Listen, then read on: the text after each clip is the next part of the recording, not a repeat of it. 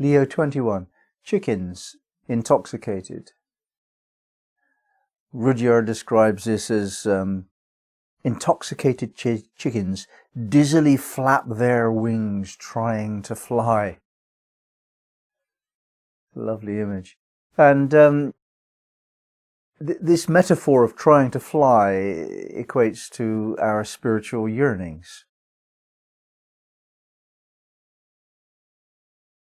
And a lot of people think that there can be a shortcut, that some way exists for us to have these spiritual experiences, that we can understand the nature of reality when we're high on something.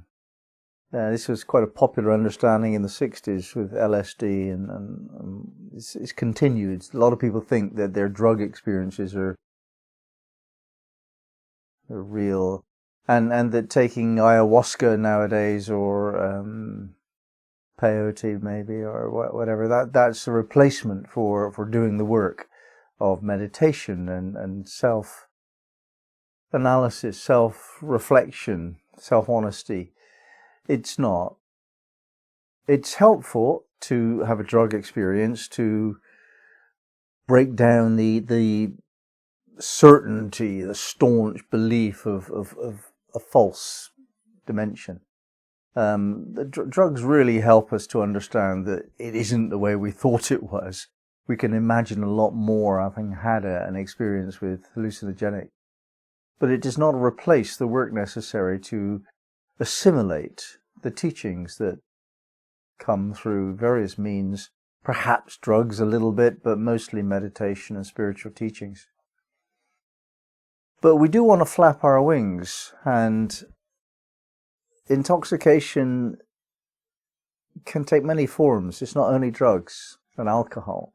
It's also belief, and it's also glamour. If the belief is that should you enjoy self-sacrifice a lot, then that'll do the job. Well, I don't think so. I don't think self-sacrifice is a spiritual principle. I think that's a distortion that has been made very popular indeed by the Christian tradition. I don't think blind obedience is very good either, and that's popularized by another tradition. And I don't think the idea that after death you have this ridiculous reality is a very good idea either. None of these shortcuts are actually sensible. That's the blinding of the thinking capacity. We have to think quite clearly if we're to progress.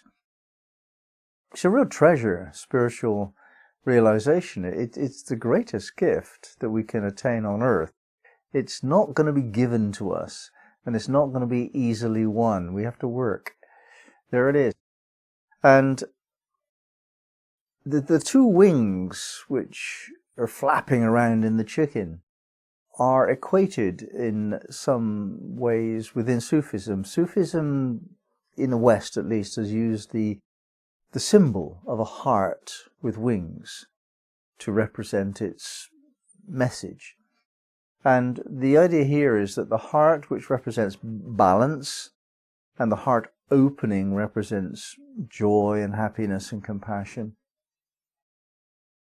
This needs to fly to be raised spiritually, and this requires two wings, not one.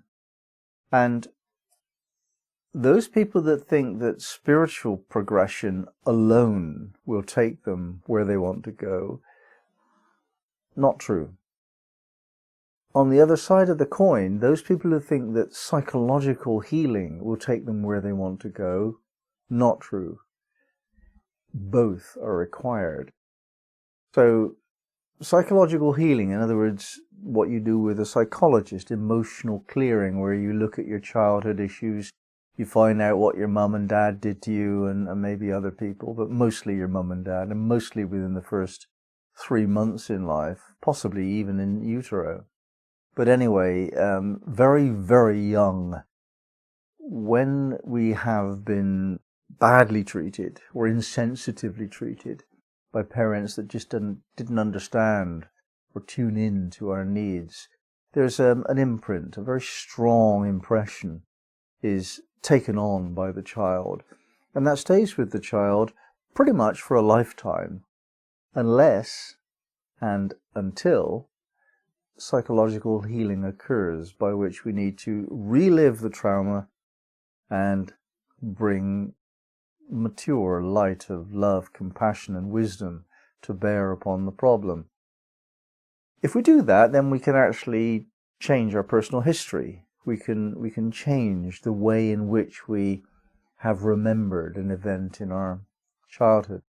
And that is how healing occurs on a psychological level.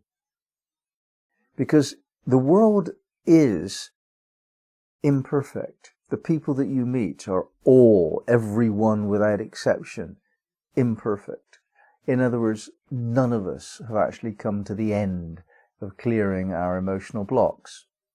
Psychological processing is a lifetime event. And spiritual people that don't go through emotional process, they lose touch with the reality of life, real life. And they can be very zealous. We need to assimilate our spiritual teachings on the psychological level. And on the other hand, we need to raise the heart, which is cleared by psychological process, emotional process. If we don't do both of those things, we're not going to go forward. We're going to go around in circles or directed into a straight line of our own self-proclamation of some bigoted form. So both are necessary.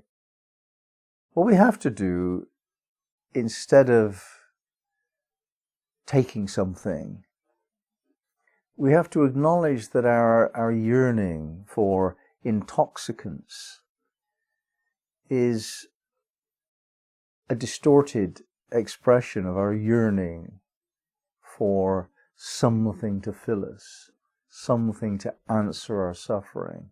That's why we reach for the bottle. That's why we light up.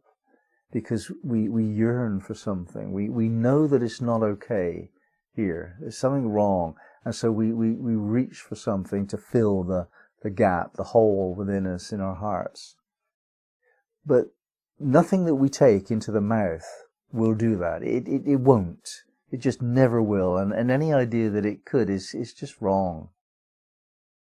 What will help us, and the only thing that will help us, is knowledge of God, is faith. So we meditate, we pray, and I don't see this as a weakness. I see this as a strength, because we're not praying, please help me, please help me. We're saying to ourselves, let me connect with the highest in me and take guidance from that, because I've got a problem here and I need to deal with it. And that problem is that life is just not rich enough, not fulfilling enough. What do I need to make it so? And the answer is not in drugs, not even in psychological process. In the end, the answer is clearing your emotions and finding God.